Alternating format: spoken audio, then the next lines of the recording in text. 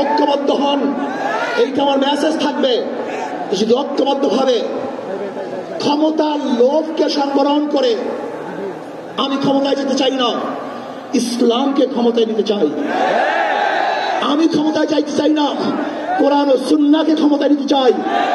যিনি আদর্শ লালন করেন, এই নীতি আদর্শ যদি গ্রহণ করেন, ইনশাআল্লাহ নাসরুম মিনাল্লাহি ফাতহুম করিব, অবশ্যই সাবিরিন, সেই দিন আসতেছে। আমি দেখতেছি, মনে হয় আমার চোখের সামনে আমি দেখতেছি ওই সংসদের মধ্যে কলেমার কথা হবে, কোরআন ও সুন্নাহর কথা হবে, লা ইলাহা ইল্লাল্লাহ উচ্চারিত হবে।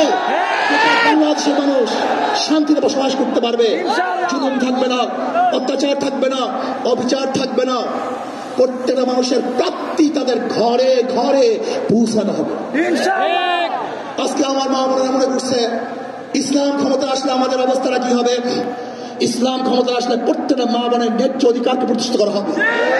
ইসলাম ক্ষমতা আসলে আগামী 5-10 বছরের মধ্যে সমস্ত গরিবরা দরিদ্র সীমার উপরে চলে যাবে। ইসলাম ক্ষমতা আসলে 28 লক্ষ কোটি টাকা বিদেশে পাচার হবে না, দুর্নীতি থাকবে না, জুলুম থাকবে না, অত্যাচার থাকবে না।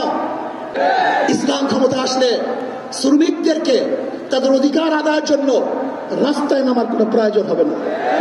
ইসলাম ক্ষমতা আসলে কৃষক, শ্রমিক, মজদুররা তাদের অধিকারকে প্রতিষ্ঠিত করার জন্য ইসলামী সরকার তাদেরকে নিয়ে কমিটি গঠন করে তাদের প্রাপ্তি তাদের কাছে পৌঁছে দেবে। আসুন, ইসলামী হুকুমত কায়েম করার জন্য আমরা চেষ্টা করব। জনসমুদ্রে আমরা আসছি, আমাদের টাকা নাই, পয়সা নাই, নিজের পয়সা দিয়ে এসছি, নিজের খানা খেয়েছি। এই জাতিকে, এই দলকে, এই কাফেলাকে গোটা দুনিয়ার কোন প্রশক্তি পরাজয় করতে পারবে না, থামিয়ে রাখতে পারবে না। অবশ্যই ইনশাআল্লাহ আমরা বিজয় হব। আল্লাহ